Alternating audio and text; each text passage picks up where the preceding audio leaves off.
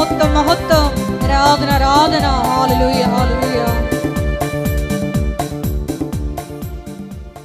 പരിശുദ്ധ പരമ ദിവ്യകാരുണ്യത്തിന് നേരവും ആരാധനയും സ്തുതിയും പുകഴ്ചയും ഉണ്ടായിരിക്കട്ടെ. പരിശുദ്ധ പരമ ദിവ്യകാരുണ്യത്തിന് നേരവും ആരാധനയും സ്തുതിയും പുകഴ്ചയും ഉണ്ടായിരിക്കട്ടെ. എൻ്റെ പൗരോഹിത്യം 39 വർഷം പൂർത്തിയായി. 23-ാം തീയതി ആണ് ഞാൻ പൗരോഹിത്യം സ്വീകരിച്ചത്. അപ്പോൾ ഈ ഡിസംബർ 1985. അപ്പോൾ ഈ 85 ഡിസംബർ 23 മുതൽ ഇന്ന് 2024 ഡിസംബർ വരെ ഉള്ള ഈ ദൈവ അനുഭവത്തിൽ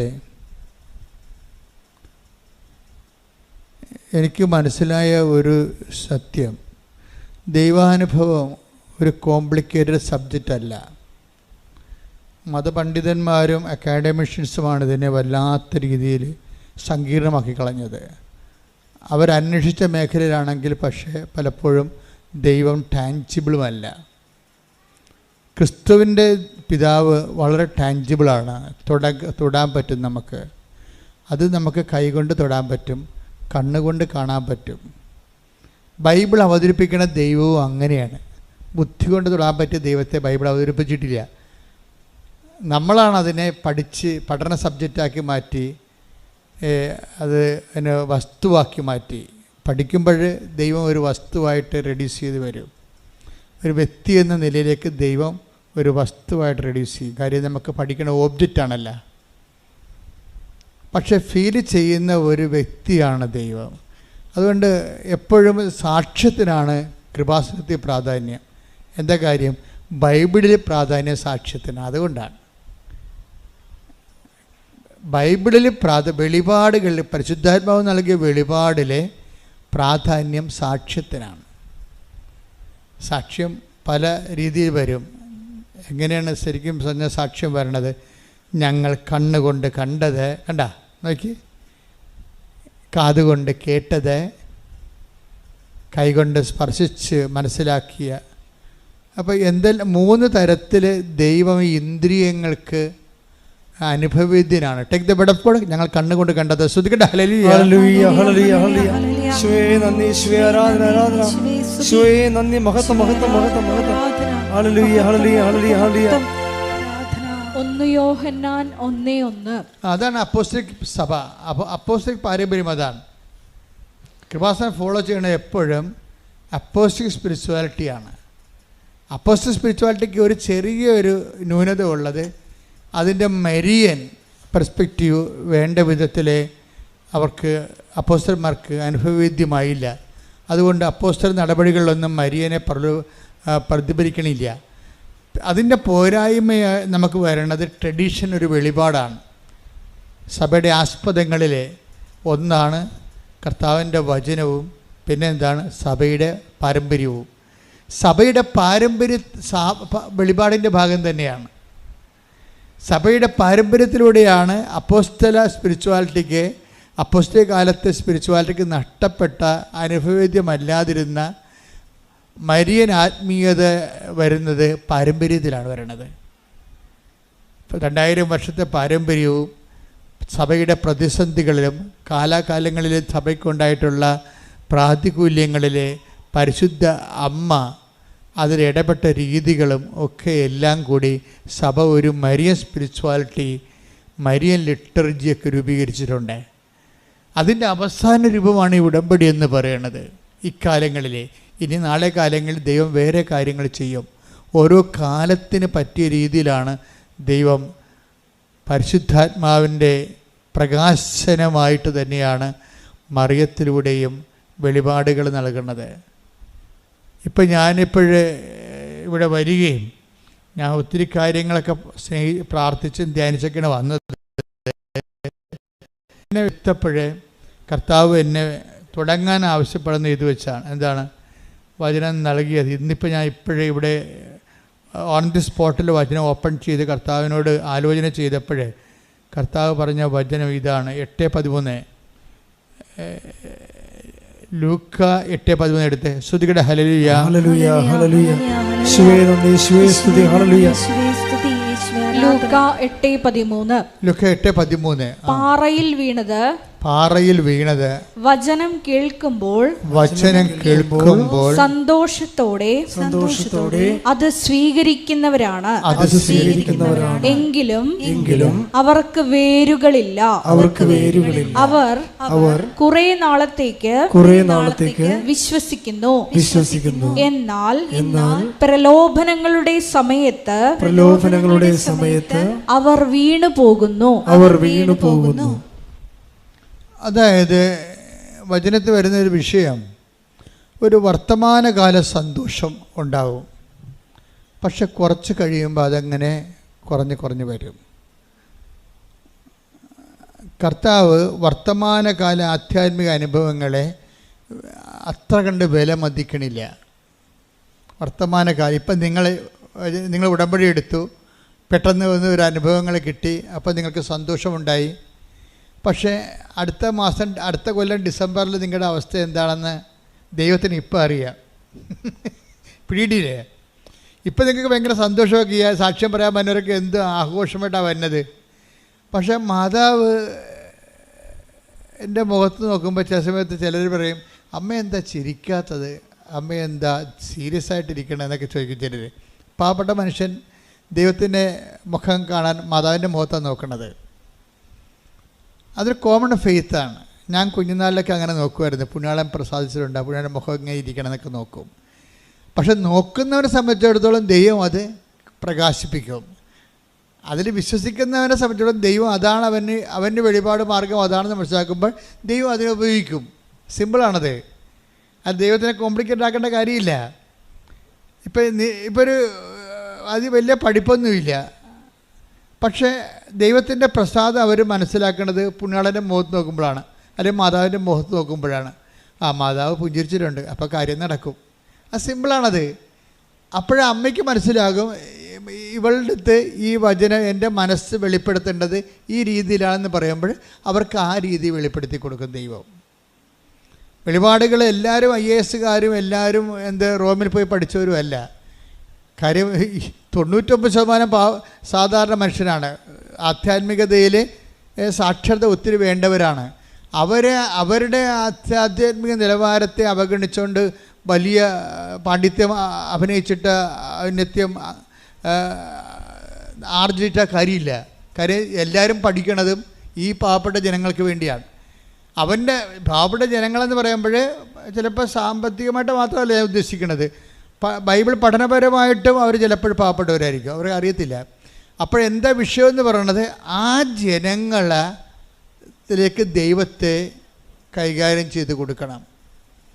ഇപ്പം നമ്മൾ കുഞ്ഞുങ്ങളോട് എന്താ പറയണത്? ഇപ്പം എന്നെ ചില വീട്ടിലൊക്കെ ചെല്ലുമ്പോൾ ചില മക്കളെങ്കിലും ഇപ്പം അങ്ങനെ ഒന്നും കേൾക്കണില്ല, തമ്പായിച്ച വന്നെന്ന് പറയും. അപ്പോൾ അതാരുടെ ഭാഷയാണ്? കുഞ്ഞിന് പറഞ്ഞു കൊടുക്കണം. അമ്പായി എന്ന് പറഞ്ഞു കൊടുക്കും. അമ്പായി അല്ലേ? ഇപ്പോഴത്തെ പെൺപിള്ളേർ അറിയത്തില്ലല്ലോ അവർക്ക്. പക്ഷെ പണ്ട് പറഞ്ഞു കൊടുക്കുമ്പോൾ ദൈവ തിരുസ്വരൂപം കാണുമ്പോൾ പറയും അമ്പായി ഈശോ എന്ന് പറയും. അപ്പോൾ അമ്പോ എന്നൊക്കെ വിളിപ്പിക്കും. അമ്പോ എന്ന് കുഞ്ഞുങ്ങൾക്ക് അങ്ങനെ പറഞ്ഞാലേ മനസ്സിലാകത്തുള്ളൂ. അതാ കുഞ്ഞുങ്ങളുടെ ഭാഷയിലേക്ക് അമ്മ ഇറങ്ങി വന്നെ കണ്ടില്ലേ? എന്ത് രസകരമായിട്ട് ഇറങ്ങി വന്ന്. അല്ല ജീസസ് ക്രൈസ്റ്റ് എന്നൊക്കെ പറഞ്ഞാൽ കുഞ്ഞുങ്ങൾക്ക് മനസ്സിലാകുക? മനസ്സിലാകത്തില്ല. ദൈവപുത്രൻ എന്നാണ്, മനുഷ്യപുത്രൻ എന്നൊക്കെ കുഞ്ഞിനോട് പറഞ്ഞ് എന്ത് ചെയ്യാനാണ്? അമ്പായി ഈശോ. അത് വളരെ സിമ്പിളാണ്. അത് പബ്ലിക് എഡ്യൂക്കേഷൻ്റെ ഒരു പ്രശ്നമാണിത്. പബ്ലിക് എഡ്യൂക്കേഷൻ ആ ജനങ്ങളുടെ നിലവാരത്തിലേക്ക് അവർക്ക് മനസ്സിലാകുന്ന ഭാഷ ഉണ്ടാക്കണം. ആരായാലും ശരി, സുവിശേഷം കൈകാര്യം ചെയ്യുന്നവർ ഒരു ആധ്യാത്മികതയ്ക്ക് വേണ്ടി ജനങ്ങൾക്ക് മനസ്സിലാകുന്നൊരു ഭാഷ, അത് അനുഭവത്തിൻ്റെ ഭാഷയാണ്. അതുകൊണ്ടാണ് നമ്മൾ അണമുറിയാതെ സാക്ഷ്യം പറയുന്നതിൻ്റെ കാര്യതാണ്. സാക്ഷ്യം എന്താണ്? അനുഭവത്തിൻ്റെ ഭാഷയാണ്. അതുകൊണ്ടാണ് ഈശോ പറയണത്, നിങ്ങൾ ഭൂമിയുടെ അതിർത്തികൾ വരെ എനിക്കിഷ്ടപ്പെട്ടൊരു വാക്കാണത്. എന്താ പറഞ്ഞത്? നിങ്ങൾ ഏറ്റു പറഞ്ഞ, നിങ്ങൾ നിങ്ങൾ ഭൂമിയുടെ അതിർത്തികൾ വരെ എനിക്ക് സാക്ഷികളായിരിക്കും. The word of God ശ്രദ്ധിക്കട്ടെ. ഹല്ലേലൂയ ഹല്ലേലൂയ ഹല്ലേലൂയ ഹല്ലേലൂയ. യേശുവേ നന്ദി, യേശുവേ ആരാധന, യേശുവേ മഹത്വം മഹത്വം മഹത്വം. ഹല്ലേലൂയ ഹല്ലേലൂയ ഹല്ലേലൂയ ഹല്ലേലൂയ. ആരാധന ആരാധന യേശുവേ ആരാധന ആരാധന ആരാധന യേശുവേ ആരാധന. പരിശുദ്ധ പരമ ദിവ്യകാരുണ്യത്തിന് ആരാധനയും സ്തുതിയും പുകഴ്ചയും ഉണ്ടായിരിക്കട്ടെ. പരിശുദ്ധ പരമ ദിവ്യകാരുണ്യത്തിന് ആരാധനയും സ്തുതിയും പുകഴ്ചയും ഉണ്ടായിരിക്കട്ടെ. വായിച്ചോളൂ. അപ്പോസ്തല പ്രവർത്തനങ്ങൾ 1:8. അപ്പോസ്തല പ്രവർത്തനം 1:8. എന്നാൽ പരിശുദ്ധാത്മാവ് നിങ്ങളുടെ മേൽ വന്നു കഴിയുമ്പോൾ നിങ്ങൾ ശക്തി പ്രാപിക്കും. ജെറുസലേമിലും യൂദയ മുഴുവനിലും സമരിയായിലും ഭൂമിയുടെ അതിർത്തികൾ വരെയും നിങ്ങൾ എനിക്ക് സാക്ഷികളായിരിക്കുകയും ചെയ്യും. അപ്പൊ പരിശുദ്ധാത്മാവ് വന്നു കഴിയുമ്പോൾ നമുക്ക് വ്യാഖ്യാനം ഓരോന്നും കിട്ടും. ഞാൻ ഒരു ദിവസം ഇത് വായിച്ചപ്പോൾ ഈശോ പറഞ്ഞത്, ഭൂമിയുടെ അതിർത്തി എന്ന് പറയുന്നത് നീ അന്റാർട്ടിക്ക വരെ അളന്നു പോകേണ്ട കാര്യമൊന്നുമില്ല. നിൻ്റെ ഭൂമിയുടെ അതിർത്തി എന്ന് പറയുന്നത് നീ എന്ന് ചത്ത് വീഴുന്ന അതാണ് നിൻ്റെ ഭൂമി. നിൻ്റെ ഭൂമി അവിടെ വെച്ച് തീരുകയാണ്. നിങ്ങൾ ഭൂമിയുടെ അതിർത്തി വരെ എന്ന് പറഞ്ഞതിൻ്റെ അർത്ഥം എന്താണ്? നമ്മുടെ ജീവിതകാലം മുഴുവനും എന്നാ നമ്മൾ ഈ ഭൂമിയിൽ നടക്കുന്ന അത്രയും കാലം നമ്മളെന്ന് നമ്മുടെ കണ്ണടയുന്നു, അന്ന് നമ്മുടെ ഭൂമിക്ക് അതിർത്തിയായി, ഭൂമി തീരുകയാണ്. അപ്പം നമ്മുടെ മരണം വരെ ആരായിരിക്കും? നമ്മൾ ബേസിക്കായിട്ട് നമ്മൾ സാക്ഷികളായിരിക്കും. ഒന്ന് പ്രാർത്ഥിച്ച കർത്താവേ എൻ്റെ കണ്ണടയുന്നത് വരെ അങ്ങയുടെ നാമത്തിന്റെ സാക്ഷിയാകാൻ പ്രത്യേകമായി അഭിഷേകം ചെയ്യണമേ. ശ്രദ്ധിക്കട്ടെ. അപ്പം നമ്മൾക്ക് കർത്താവ് ഇന്ന് വെളിപാടായി നൽകിയ വചനം ഞാൻ വീണ്ടും നോക്കുകയായിരുന്നു. അത് 8:13 എന്താണ്? പാറയിൽ വീണ വിത്ത്. വചനം വിതക്കുമ്പോൾ വീഴുന്ന സ്ഥലത്തെക്കുറിച്ചാണ് ഈശോ പറയണത്. ചിലത് പാറയിലാണ് വീഴുന്നത്. പാറയിൽ വീണ വിത്ത് അവർ കേൾക്കുമ്പോൾ തന്നെ ഭയങ്കര സന്തോഷം. വചനങ്ങൾ കേൾക്കുമ്പോൾ സന്തോഷമാകും, ഉടമ്പടി എടുക്കുമ്പോൾ സന്തോഷമാകും, ഉടമ്പടിയുടെ ആദ്യത്തെ ഒരാഴ്ച ഭയങ്കര സന്തോഷമാകും, പ്രത്യാശയാകും. പക്ഷേ എന്താ പറ്റണത്? വേരില്ലെന്ന്. അതാണ് പ്രശ്നം. വേരില്ലാത്തത് കാരണം. ഇപ്പോൾ പ്രധാനപ്പെട്ട കാര്യം വചനമല്ല, വചനവും വേരുമാണ് പ്രധാനപ്പെട്ട കാര്യം. വചനം മാത്രം പോരാ, വേരുണ്ടാകണം. ഉടമ്പടി ശ്രദ്ധിക്കുന്നത് വേരുകൾ കൂടുതൽ മുളപ്പിക്കാൻ വേണ്ടിയുള്ള ശ്രമങ്ങളാണ് നടത്തുന്നത്. ഇപ്പം നമ്മൾ തെങ്ങ് കൃഷി ചെയ്യുന്ന ആൾക്കാരില്ലേ, അവരെന്നാ ചെയ്യണത്?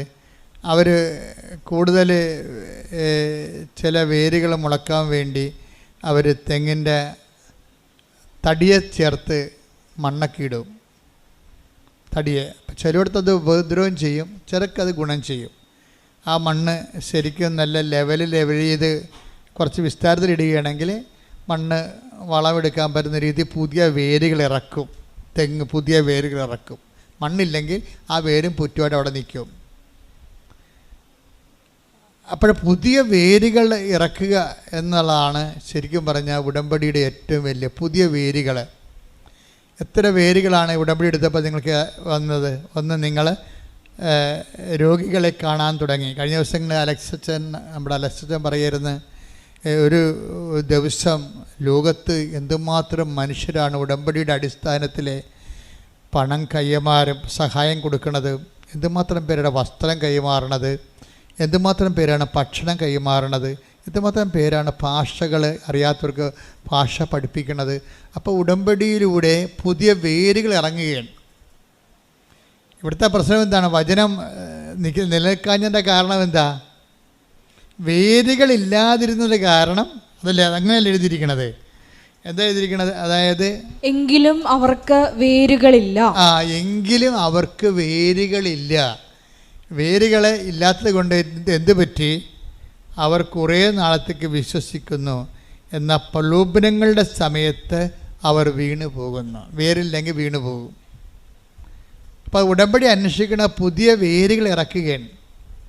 പുതിയ നിലവിലുള്ള വേരിനേക്കാൾ പുതിയ വേരുകൾ. നിങ്ങൾക്ക് പുതിയ വേരുകളുടെ കൂട്ടത്തിലാണ് നിങ്ങൾ എന്ത് ചെയ്യണത്? പലതരത്തിലുള്ള സുവിശേഷ പ്രവർത്തനങ്ങൾ നിങ്ങൾ ചെയ്യും. അതെല്ലാം പുതിയ വേരുകളാണ് ഇല്ലേ? ചിലർ, ഇപ്പോൾ ഞാൻ എപ്പോഴും ഓർക്കാറുണ്ട്, ചിലർ കണ്ണ് കാണാൻ പാടില്ലാത്തവർക്ക് ഈ പത്രം വായിച്ചു കൊടുക്കും, സാക്ഷ്യങ്ങൾ. അതൊരു പുതിയ, അപ്പം നമ്മുടെ ജീവിതത്തിലേക്ക് ഒരു പുതിയ വേരിറങ്ങും. ഉടമ്പടിയിൽ ദൈവത്തിലേക്ക് ആൾക്കാർ ഇങ്ങനെ വേര് പാകുകയാണ്. വേര് പാകാൻ വേണ്ടി പൗലോസപ്പോസ്തലൻ പറയുന്നുണ്ട്, ഇവിടെ വേര് പാകുക. ശ്രുതികട ഹല്ലേലൂയ. സ്നേഹത്തിൽ വേര് പാകാൻ. ശ്രുതികട ഹല്ലേലൂയ.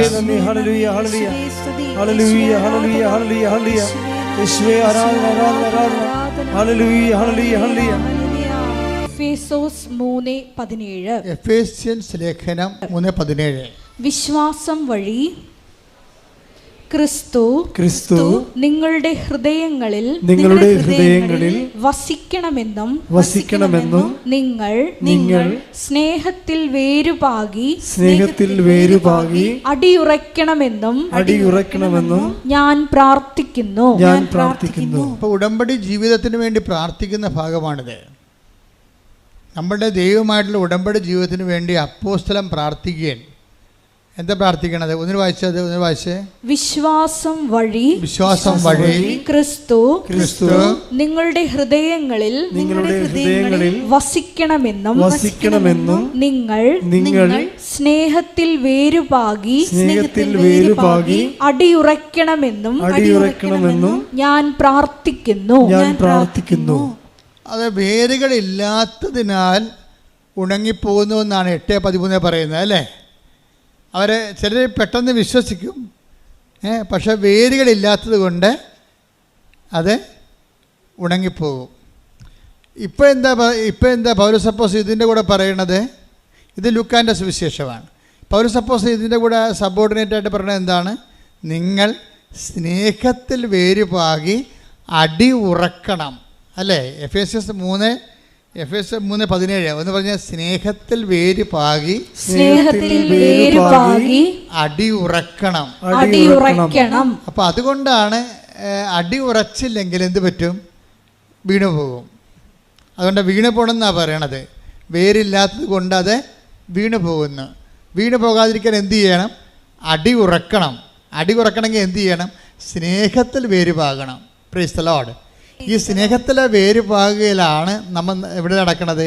നിങ്ങളുടെ കാരുണ്യ പ്രവർത്തികളിലൂടെ നടക്കുന്നത്. Praise the Lord. അതാണ് ഉടമ്പടി ജീവിതം. സ്നേഹത്തെ വേരുപാകുന്ന പരിപാടിയാണ് കാരുണ്യ പ്രവർത്തികളിലൂടെ നടക്കുന്നത്.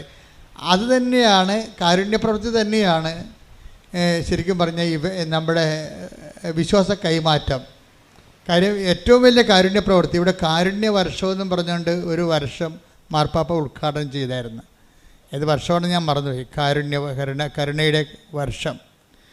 അപ്പം ഞാൻ ഇവിടെ എനിക്ക് പരിശുദ്ധാത്മാവ് ഈ വിഷയം വന്നപ്പോൾ എന്നോട് പറഞ്ഞത് ഏറ്റവും വലിയ കരുണയെന്ന് പറയണത് ക്രിസ്തുവിനെ കൈമാറുന്നതാണ്, അല്ല ക്രിസ്തുവിൻ്റെ പേരിൽ എന്തെങ്കിലും ചരക്കുകൾ കൈമാറുന്നതല്ല.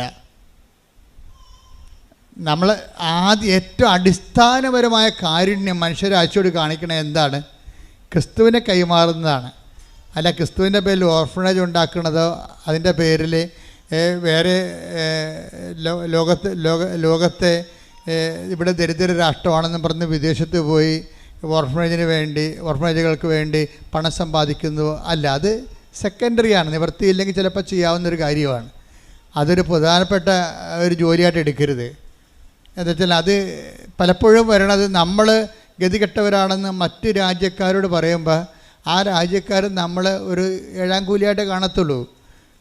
അത് അങ്ങനെ വരുമ്പോൾ സൂക്ഷിച്ചില്ലെങ്കിൽ നമ്മൾ മറ്റ് രാജ്യങ്ങളോട് പറയുമ്പോൾ നമ്മൾ സൂക്ഷിച്ചില്ലെങ്കിൽ അതൊരു രാജ്യദ്രോഹ കുറ്റം പോലെ വരും.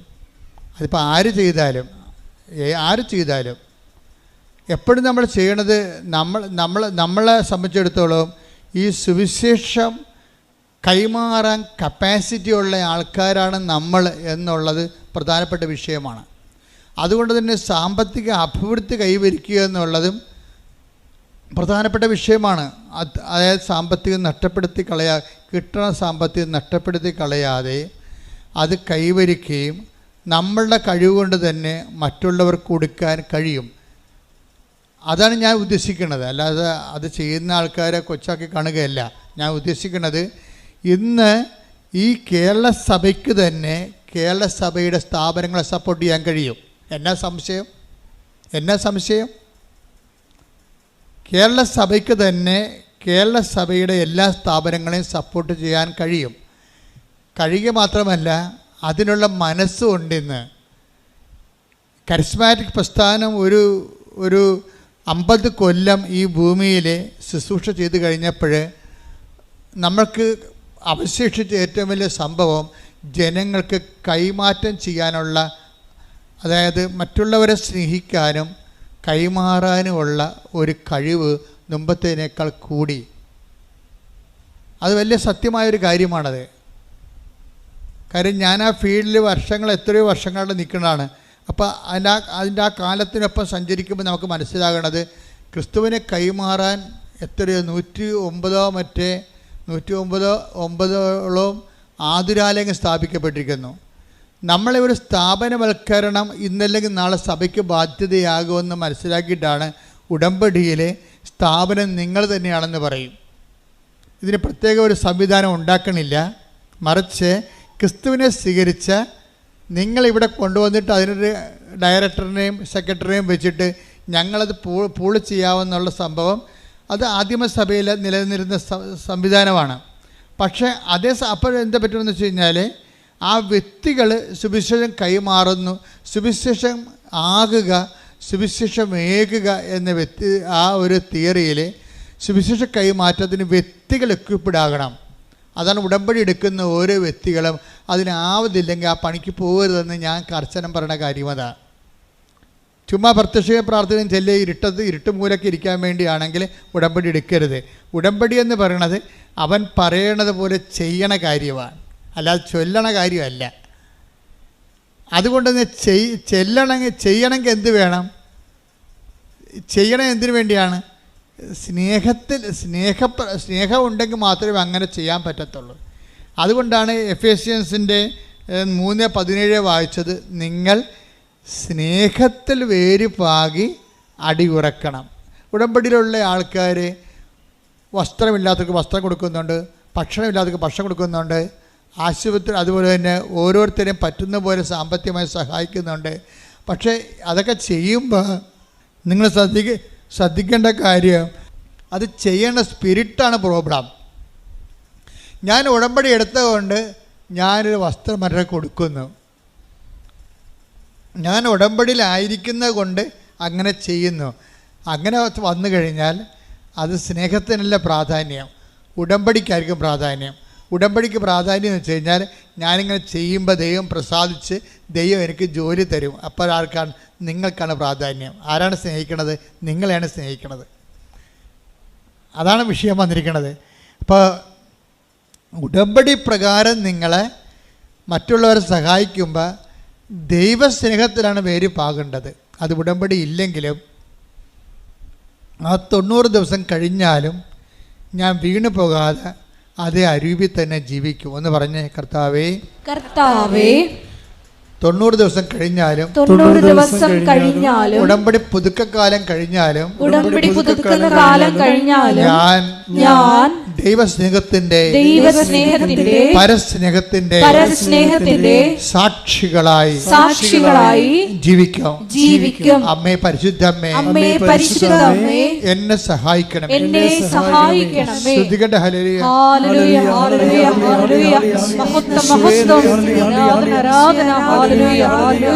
എപ്പോഴാണെന്നാണ് പറഞ്ഞത്? അത് 8:13 വായിച്ച് 8:13. പാറയിൽ വീണത് വചനം കേൾക്കുമ്പോൾ സന്തോഷത്തോടെ അത് സ്വീകരിക്കുന്നവരാണ്. എങ്കിലും അവർക്ക് വേരുകളില്ല. അവർ കുറെ നാളത്തേക്ക് വിശ്വസിക്കുന്നു. എന്നാൽ പ്രലോഭനങ്ങളുടെ സമയത്ത് എന്ന് പറഞ്ഞ് എന്നാൽ എന്നാൽ പ്രലോഭനങ്ങളുടെ സമയത്ത് അവർ വീണു പോകുന്നു. അപ്പൊ ഇവിടുത്തെ വില്ലൻ ആരാണ്? പ്രലോഭനമാണ്. പ്രലോഭനം എന്ന് പറഞ്ഞാൽ എന്താണ്? ഒരു പ്രലോഭനം, ഇപ്പോൾ നിങ്ങൾ ഉടമ്പടി എടുത്തു, നിങ്ങൾക്ക് ജോലിക്ക് വേണ്ടിയാണ് ഉടമ്പടി എടുത്തിരിക്കുന്നത്. അപ്പോൾ ജോലിക്ക് വേണ്ടി ഉടമ്പടി എടുത്തിരിക്കുമ്പോൾ പ്രലോഭനം വരാൻ പോണ എങ്ങനെയാണ്? അതിൻ്റെ പ്രലോഭനം അതിൽ തന്നെയാണ് ആ പ്രലോഭനം വരണത്. വെച്ചാൽ ഉടമ്പടി എടുക്കാത്ത ഒരാൾക്ക് നിങ്ങൾ വിചാരിച്ച ജോലി കിട്ടും. അപ്പോൾ അത് പ്രലോഭനമാണ്. അത് മനസ്സിലാക്കണമെങ്കിൽ കുറച്ച് പാടാണ്. നിങ്ങൾ കല്യാണം കെട്ടാൻ വേണ്ടിയാണ് ഉടമ്പടി എടുത്തിരിക്കുന്നത്. ഒരുടമ്പടി ഇല്ലാത്ത ആൾക്കാർ നാളെ കല്യാണം കഴിച്ച് പോയി നിങ്ങളുടെ മുമ്പിൽ കൂടി ചെണ്ടി പിടിച്ചുകൊണ്ട് പോയി കാറേ വന്ന് ഇറങ്ങുമ്പോൾ ദൈവം നിങ്ങൾ അണ്ടി കളഞ്ഞ അണ്ണാനെപ്പോലെ ഇരിക്കും. 2 തിരി പോയില്ല എന്ന് പറയും കർത്താവ് കത്തിച്ചത്. ഒരു തിരിയും കത്തിക്കാത്ത ആൾക്കാർ ചെണ്ടി പിടിച്ച് നടക്കണം. ഇതിനാണ് പ്രലോഭനം. അപ്പോൾ അവർ നമ്മളുണ്ടാക്കുന്ന പ്രലോഭനം അറിയണമെങ്കിൽ ശരിക്കും പരിശുദ്ധാത്മാവിന് വേണം. കാര്യം ആൾക്കാരുടെ എല്ലാം വീഴ്ചയുടെ ഒരു കാര്യം, വീഴ്ചയുടെ 90% നമ്മൾ വീഴ്ചകളുടെ സർവേ നടത്തിക്കൊണ്ടാണ് പരിശുദ്ധാത്മാവ് ഈ സംഭവം തീരുമാനം ഉണ്ടാക്കിയിരിക്കുന്നത്. വെളിപാടിൻ്റെ ഭജനമെന്ന് പറയുന്നത് പരിശുദ്ധാത്മാവല്ലേ ചെയ്യണത്. പരിശുദ്ധാത്മാവ് എന്ന് പറയുമ്പോൾ സുപ്രീം കോടതി ഫുൾ ബെഞ്ചിലുള്ള തീരുമാനമാണ്. പരിശുദ്ധാത്മാവ് സർവേ നടത്തിയപ്പോൾ കണ്ടുപിടിച്ചത് എന്താണ്? ആൾക്കാർ വീണു പോകാൻ കാരണം എന്താണ്? പ്രലോഭനമാണ്. അതാ സംഭവം. പ്രാർത്ഥിച്ച നമ്മുടെ അണ്ടികളഞ്ഞ അണ്ണാനെപ്പോലെയും പ്രാർത്ഥിക്കാത്തവൻ രക്ഷപ്പെട്ടു പോവുകയും ചെയ്യും. ഇതിനേക്കാൾ വലിയ പ്രലോഭനം എന്തുണ്ട്? ഇത് ദൈവം തന്നെ കരുതിക്കൂട്ടി ചിലപ്പോൾ നിങ്ങൾക്കൊരു പ്രലോഭനം തന്നെന്ന് വരും. പ്രലോഭിപ്പിക്കണ ദൈവത്തിൻ്റെ പരിപാടി അല്ലെന്ന് പറയാനും വളർച്ചയുടെ ഭാഗമായിട്ട് ഇത് അഭിനിവാര്യമായൊരു ഘടകമാണ്. വളർച്ചയുടെ യേശുക്രിസ്തുവിനെ പോലും പ്രലോഭനങ്ങളിൽ നിന്ന് ഒഴിവാക്കാൻ ദൈവത്തിന് പറ്റിയില്ല. അതാണ് പ്രശ്നം. ഈ മനുഷ്യത്വം ദൈവികതയിലേക്ക് ഒരു ട്രാൻസിഷൻ സംഭവിക്കുമ്പോൾ അതിൻ്റെ അകത്ത് അനിവാര്യ ഘടകമാണ് temptation. Temptation is the inevitable section ആണ്. അത് എന്തിൻ്റെയാണ്? ഈ വളർച്ചയുടെ ഒരു ഘടകമാണത്. ട്രാൻസിഷൻ, ഒരു പരിവർത്തനം. മനുഷ്യ സ്വഭാവത്തിൽ നിന്ന് നമ്മൾ ദൈവസ്വഭാവത്തിലേക്ക് ഈ ഉടമ്പടി നമ്മൾ മാറ്റുമ്പോൾ അതിൻ്റെ അകത്തൊരു ഘടകമാണ് പ്രലോഭനം. ക്രിസ്തുവിനെപ്പോലും അതിൽ നിന്ന് മാറ്റാൻ പറ്റത്തില്ല. അതുകൊണ്ടാണ് മരുഭൂമിയിൽ പരീക്ഷയൊക്കെ വെച്ചിരിക്കുന്നത്. ആ മരുഭൂമിയിൽ ഒരു മനുഷ്യന് ഉണ്ടാകാവുന്ന പ്രലോഭനങ്ങളുടെ സെക്ഷൻസ് തിരിച്ച് അവിടെ പ്രലോഭനങ്ങൾ പറയുന്നുണ്ട്. ശരിക്കും പറഞ്ഞാൽ ആ പിശാചിനെ ക്രിസ്തു ഇപ്പോൾ പ്രലോഭനം എന്തുകൊണ്ട് ദൈവത്തിൽ നിന്ന് വരുന്നതെന്ന് ഞാൻ പറഞ്ഞതിൻ്റെ കാരണം വെച്ച് കഴിഞ്ഞാൽ, ദൈവത്തിൽ ഇപ്പം പിശാച് ആണ് യേശുവിനെ പ്രലോഭിപ്പിച്ചതെന്ന് നമ്മൾ പറയുന്നുണ്ടെങ്കിലും അത് ശരിക്കും പറഞ്ഞാൽ ദൈവത്തിൽ നിന്നുള്ള ഒരു പ്രലോഭനമാണെന്ന് ഞാൻ പറയും. അതിന് പറയാൻ കാരണം പരിശുദ്ധാത്മാവിൻ്റെ പഴയ അക്കൗണ്ടുകളാണ്. പരിശുദ്ധാത്മാവ് തന്നെയല്ല ഈ പഴയ നിയമം പുതിയ നിയമം എഴുതിയിരിക്കണത്. ഈ പഴയ നിയമത്തിലെ പരിശുദ്ധാത്മാവിൻ്റെ പഴയ അക്കൗണ്ടിൽ ജോബിൻ്റെ അടുത്തേക്ക് പിശാചാണ് വരണത്, ഇല്ലേ? ജോബിൻ്റെ അടുത്ത് പിശാച് വരുമ്പോൾ ദൈവം പിശാചിനോട് ചോദിക്കുന്ന ഒരു ചോദ്യമുണ്ട്. എന്താണ്? നീ എൻ്റെ ദാസനായ ജോബിനെ കണ്ടോ? അപ്പോൾ ഉടനെ ദൈവത്തോട് പിശാച് പറയും, ദൈവം എന്താ ഉദ്ദേശിച്ചത് എനിക്ക് മനസ്സിലായി. അവൻ ഇന്ന് വരെ ദൈവത്തെ തള്ളി പറഞ്ഞിട്ടില്ല, അവൻ നീതിമാനാണെന്നല്ലേ. അതിൻ്റെ കാരണം നീ അവന് ചുറ്റും വേലി കെട്ടി വെച്ചിരിക്കണ കൊണ്ടല്ലേ? വേലി കെട്ടി വെച്ചിരിക്കണ കൊണ്ടല്ലേ? അവൻ്റെ സമ്പത്തിന് ചുറ്റും വേലി കെട്ടി. അവൻ്റെ മക്കൾക്കാർക്കും ഒരു കുഴപ്പമില്ല, അവൻ്റെ സമ്പത്തിന് നഷ്ടമൊന്നുമില്ല, അവൻ്റെ ആരോഗ്യത്തിന് കുഴപ്പമൊന്നുമില്ല. നീ ആ വേലി ഒന്ന് പൊളിച്ച് ജോബിൻ്റെ ശരീരത്തിൽ ഞാൻ തൊട്ട് കഴിഞ്ഞാൽ അപ്പം തന്നെ അത് കുട്ടം പിടിക്കും. അപ്പോഴവൻ നിന്നെ തള്ളിപ്പറഞ്ഞ ഞാൻ കാണിക്കാം. അവൻ്റെ മക്കളുടെ മിഞ്ഞാനൊന്ന് കൈ കൊണ്ട് അവൻ പിടച്ചല്ലേ ഇടിപെട്ട് കയറ്റി മരിക്കും. അപ്പോൾ അവൻ നിന്നെ തള്ളിപ്പറഞ്ഞ് ഞാൻ കാണിക്കാം. ഇങ്ങനെ പറഞ്ഞപ്പോൾ ദൈവം പറഞ്ഞു, ശരി, ഞാൻ വേലി പൊളിക്കാൻ നിന്നെ അനുവദിച്ചിരിക്കുന്നു. അപ്പോൾ ആരാണ് ജോബിനെ പരീക്ഷിക്കാൻ വേണ്ടി അനുവദിച്ചത്?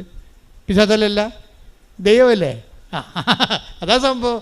അപ്പോൾ ക്രിസ്തുവിൻ്റെ അടുത്തും പിശാച് വരുന്നത് ദൈവത്തിൻ്റെ ഒരു കൺസെൻറ്റോട് കൂടിയാണ്.